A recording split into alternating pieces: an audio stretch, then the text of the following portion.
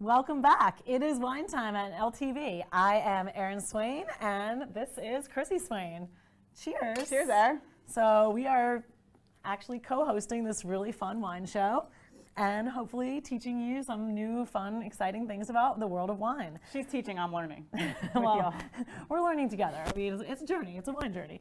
So on this episode, it will be all about the sparkly new year. So we have some bubbles in our glass here, and look forward to drinking a lot of champagne and tasting and toasting to many happy, good things. So I will sit down and talk to Leslie Sbrocco on this episode. And Chrissy, what do you think about this new year? Well, it can't get any worse, can it, people? We hope not. So we'll check this out and see what happens with our Bubbles episode. We're going to learn all about champagne. Cheers. All right, so filming from home is a little more challenging, but this will be a fun episode.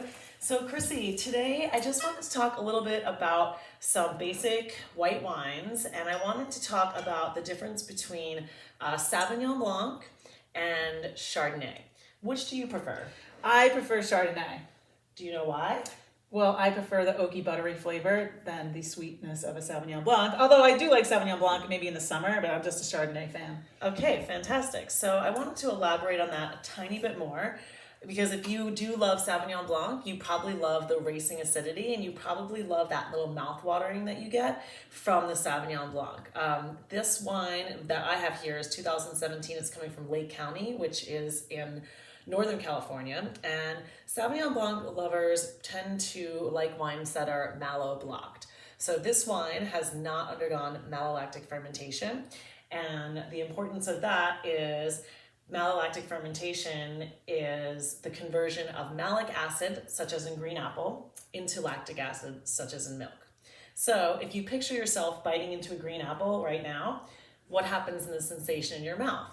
You're going to get on the sides of the mouth where you feel acid, you're going to get mouth watering, your taste buds might lift up, and it's going to be a really refreshing, crisp sensation in your mouth. That's what happens with all wines that are mallow-blocked, wines that have not undergone malolactic fermentation. So Sauvignon Blancs here have not. If you like those, I'd recommend Albariños from Rías Baixas. I'd recommend Gruner Veltliners from Austria. I'd recommend any of the Italian white grape varieties, so Vermentino, Orvieto, Pinot Grigio, things of that nature. So if you do like those wines, you do not love malolactic. Now, Chrissy, you love malolactic because you like the buttery, rich oak, right? Yes, I really enjoy that. My taste buds changed. When I was younger, I only liked Sauvignon Blanc, and now I'm like a Chardonnay fanatic. Okay, and where do you like your Chardonnays from? Sonoma or Napa. So California, okay. So if you like California Chardonnays like Chrissy and I do, the ones from more ripe or more sunshine areas are probably a little bit more fruit forward and have sort of a lot of body. And if you like Burgundy, the further south that you go, or anything touching the hillside of Montrachet, is probably where you're going to find the most expressive and beautiful Chardonnays. So for example, Chablis is on the furthest north district, and those Chardonnays are very, very minerally. The soil underneath is Kimmeridgian clay, which is fossilized oceanic shellfish or oyster shells, and that's why Chablis is very clean, very mineral driven, and a classic pairing with oysters. You might not love that one as much as you would love the stuff from Meursault or Montrachet, Chassagne Montrachet. So that being said, we talked about the green apple, biting into it. Now I want you to picture yourself having a glass of milk. I'm off dairy. I'm just kidding. So if you drink milk, where does that sensation hit on your palate? The top of the tongue? Yes, it sort of coats the tongue, and that makes a more mouthfeel. And so what's happening when a wine undergoes malolactic fermentation, such as in Chardonnay, the conversion of malic acid turns into lactic acid, and the byproduct is diacetyl. And diacetyl is a compound found in butter. Wow. So when a wine person says creamy, buttery, oaky Chardonnay, they are finding that diacetyl, which is kind of making it taste like butter or buttered popcorn. And then once you introduce oak, you're going to have a little bit more of that vanilla, caramel, butterscotch thing going on. So those are where all of those kind of components come from, which is pretty cool. So just a quick note on that in case you are a Chardonnay lover or a Sauvignon Blanc lover. But now let's get to our first wine. Today I have with us a Chenin Blanc Viognier blend coming out of the New World in California. So let's give this a try. So these varieties, Chenin Blanc is really known in the Loire Valley. These tend to take on stone fruits and some other really nice characteristics. Let's work on our swirl. Cheers. Cheers. Yeah, immediately I'm getting a little bit of white peach on this, a little stone fruit. What are you getting? Any characteristics? Nice at peach. I think I got the peach. Mm-hmm. I forgot to get the. There's a beautiful acidity. My mouth watered. I got that sensation where it's just kind of letting your palate prepare itself for food. This is a great food wine because of the acidity. And I think people confuse Chenin Blanc Viogniers with being sweet because they're not used to them. This wine is very, very dry. Yeah. A lot of acid, a lot of length. The percentages, there's only 22% Viognier. Viognier is a variety that's grown in the Rhone, and its most famous area of production is called Condrieu. And Viogniers are a beautiful, beautiful variety because they're the most aromatic of all of the grapes. So they take on a perfume characteristics and a lot of florality. And it's one of the approved white grape varieties in Châteauneuf-du-Pape. So they make a red wine there, Châteauneuf-du-Pape. There's a few white grapes, and Viognier is one of them because of the aromatic qualities. So smell it again and see if you can get any florals. I get a little honeysuckle, a little gardenia, or like some sort of white flower. It's really, really pretty, and also the Chenin Blanc is usually from Vouvray in the Loire, or that's one of the most predominant areas that it's known from.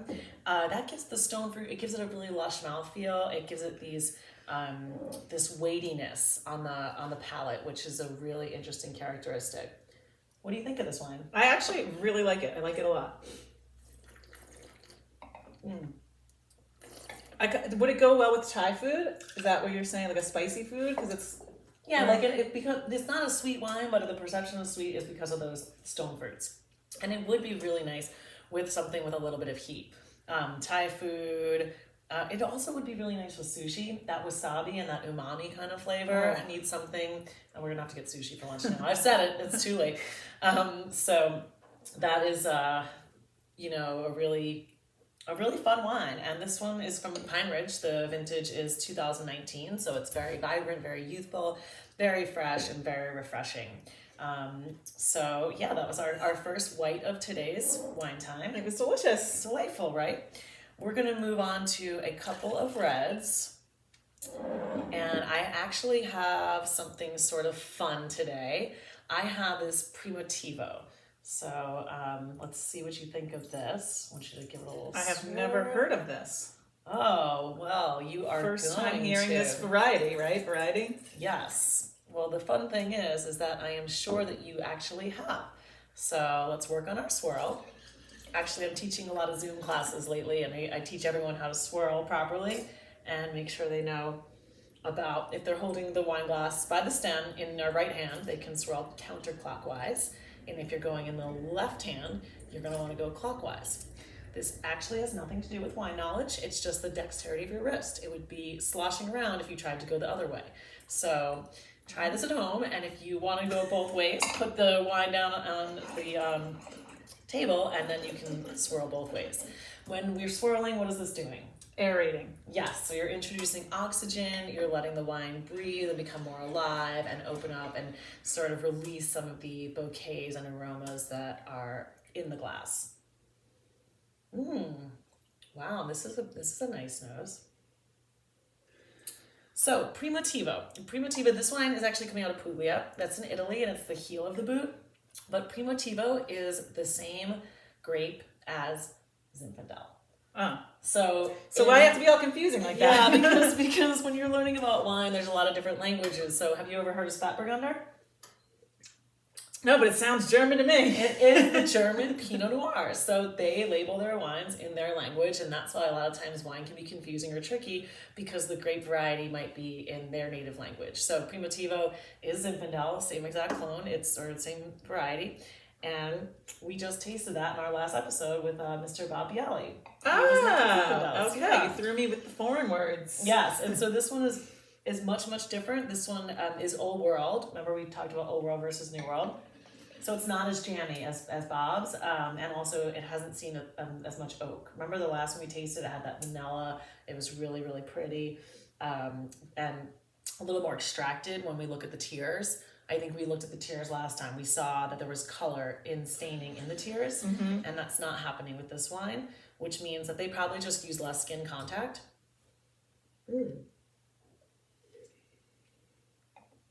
Plum. I'm getting plum. Would that be a good? Yeah, plum is great because it is darker fruits. They're a little richer. I'm getting cassis. I'm getting like hints of like there's wood, but it's Leather. Yeah, I'm getting leather on this one. Nice. Chrissy's building her wine vocabulary. So this one definitely has some kind of a bramble. I'm kind of thinking the tannins are light actually. What does bramble mean?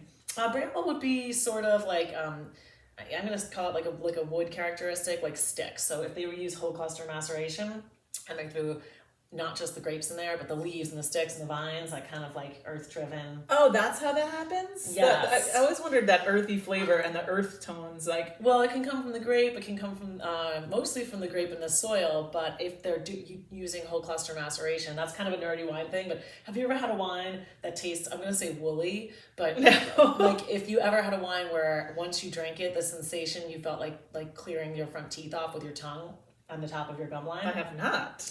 Well, if you do, that's usually indicative of whole cluster maceration, and that is sort of stem inclusion, and that can give it a brambly type thing. And it's kind of cool because it's the tannins that are coming from wood, but not the wood and oak, the wood and the stems, because the stems of the grapevine are also made from wood. So, a different way to look at wood in wine. And this one has, I think, a little bit of that. I'm not sure at what percentage, but definitely getting that in there, and it's a nice wine. This would be, what would you pair this with? I kind of would pair this with a pepper seared duck breast with a strawberry reduction sauce that I have a recipe that I made up. And, nice. I think that's what I'm thinking for this for our birthday. How about it? All right. Yeah, I think gamey meats for sure. And like you said, any kind of black fruit or dark fruit would be fantastic, like a reduction or the strawberry, even some kind of fruit sauce with that. So also, even, you could do like a light lamb dish as well, I think. It doesn't have to be so gamey. There's some other things that would complement this very, very nicely. But it's beautiful wine. That's Primotivo. So that is coming out of Puglia in Italy. And we will move on to wine number 3. This is a blend, and this is really crazy and cool. I've never had this before, but it's a Cabernet Blend. And this Cabernet is coming from the Ribera del Júcar. So it's a Spanish wine, and that's the DO, the place where it's from. Now this one has a little more alcohol than the one we just tasted. This one's 14%. So let's go ahead and check this wine out. Let's see what we got going on. Wow, okay, so immediately I'm getting an oxidized characteristic. When we talk about oxidation or like matterized, like something that's been exposed to oxygen. So picture like cutting open an apple, and then when you leave it out, what happens to the apple? It gets brown so fast. It gets brown so fast, and that's because the oxygen interacts with the sugars and it becomes matterized, like what you would have in Madeira, which is for another episode, but that can happen in qualities of wine. This one smells almost raisinated to me. Do you get that raisin quality? I didn't know raisinated was a word. Yes. Meaning being like raisins? Yes. Drying some fruit in the sun and shriveling it up? Yes. So in the style of Amarone, where they actually raisinate the grapes and they dry them on thatched roofs. So yeah, like they make wine that way out of raisins instead of grapes. But the yields are much lower, so they're a lot more expensive because it takes a lot more juice to press a raisin than it does a grape. Very nice. Dropping the knowledge. Love it, Sam. Yeah, Cheers. So yeah, this wine is Cabernet Blend. They put some white grapes in here. It's definitely expressive. I'm not getting any staining in the tears, but look, you can see they're slower dripping than the other ones. That's the alcohol level that we talked about with tears. I see that. So this is 14.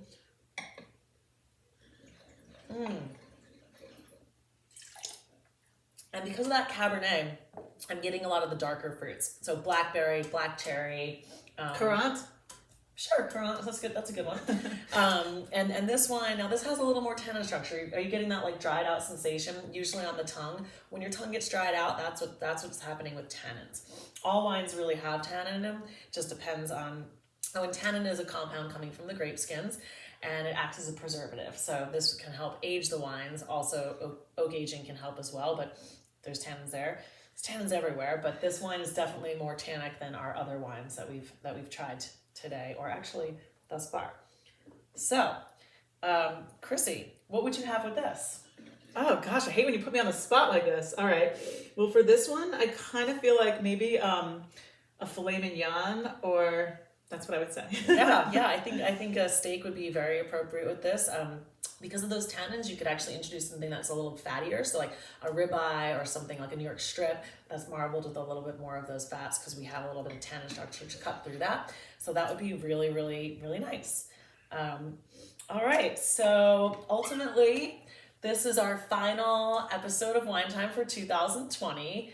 And it's been a pleasure. So, Chrissy, cheers. Thank you for co-hosting. Cheers. And I look forward to season 2. Me Can't too. wait to get more knowledge. I'm learning so much. Yay. And we interviewed Leslie Sbrocco. So let's hear from Leslie and what she had to say.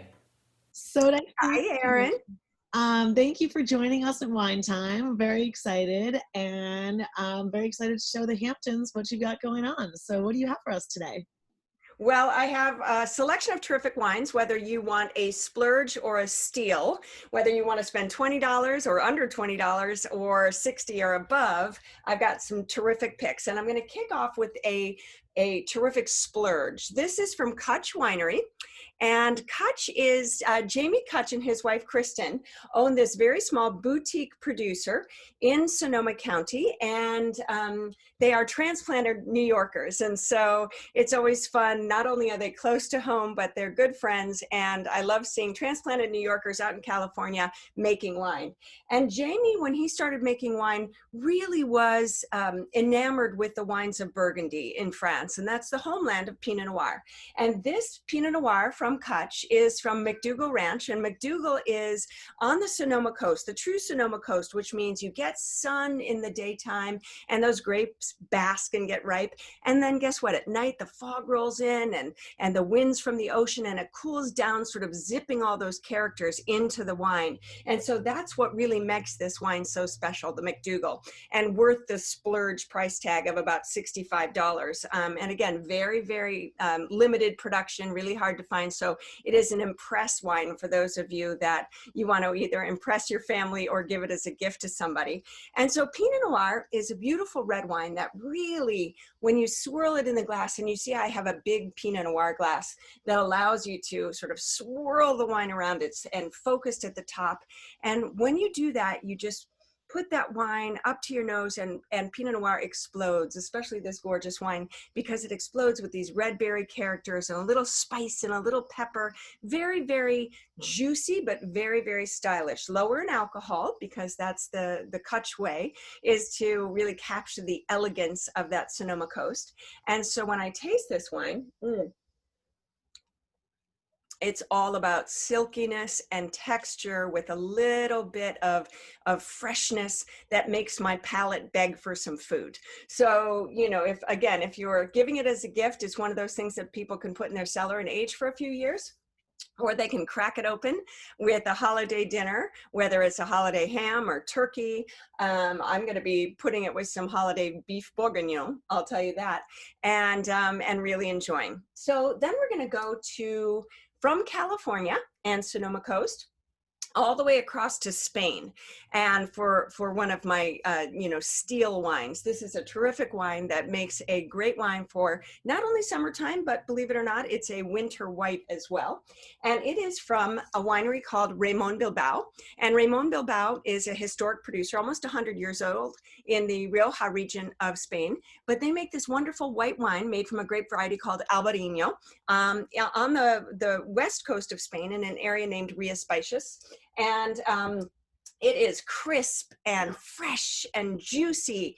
And I love this wine. It's about $15, $18. And it goes with everything from crab. It's cracked crab season here in California, but it goes with crab and it goes with a selection of cheeses. And for the price, you cannot find a more interesting wine. So Raymond Bilbao Albarino from Spain. Delicious. I'm going to take a sip of that. Wonderful wine. And then I've got some bubbles, which I think you're interested in bubbles. So I know we'll be interested in bubbles. And I will start with these splurge bubbles because there is nothing better than rosé champagne for the holidays. And this is from Lançon, which is one of the oldest champagne houses. This dates to 1760. And Champagne Lançon has this wonderful reputation for being, a champagne house that captures both elegance and substance. So this is a wine that you can drink not only to kick off the holidays and have a sip of, as you're making dinner or as you're sitting by the fireplace, but to drink throughout the entire meal. And that's really the beauty of champagne. True champagne from the Champagne region of France is that it's made from 2 red grape varieties and 1 white grape variety. So Pinot Noir, so we're kind of carrying the Pinot Noir theme through. It's made with Pinot Noir primarily and a red grape called Pinot Meunier, as well as Chardonnay. And those are the grape varieties of the great region of Champagne in France. So this is about $65. So again, we're on that splurge category, and you can see the color is just lovely and garnet hued, such a pretty wine. And when you taste it, you are brought to champagne. You just feel sparkly and elegant and bubbly. And so that is a wonderful wine, again, to crack open at your dinner table or to enjoy with your small group of family. And then finally, I've got a steel wine, a newly released wine from Mianetto. We've gone over to Italy now from France. We're popping down to the north of Italy to explore Mianetto, which is a historic producer in the Prosecco region. So this is a Prosecco, but in the new category of Prosecco Rosé. So I'm sticking with Rosé, but the price point on this one is under $20. So it is a beautiful bottle. It's got a dash of what they call in Italy Pinot Nero or Pinot Noir, but it's primarily made from a grape variety called Glera. And that's what Prosecco is made from. And so it is the newest category of Prosecco Rosé. And it is a wine to have on hand for the entire holiday season and well into 2021, because there's going to be a lot to toast in 2021, I'm certain. I can't agree with you more, Leslie. Thank you so much for all You're welcome. Cheers. Cheers.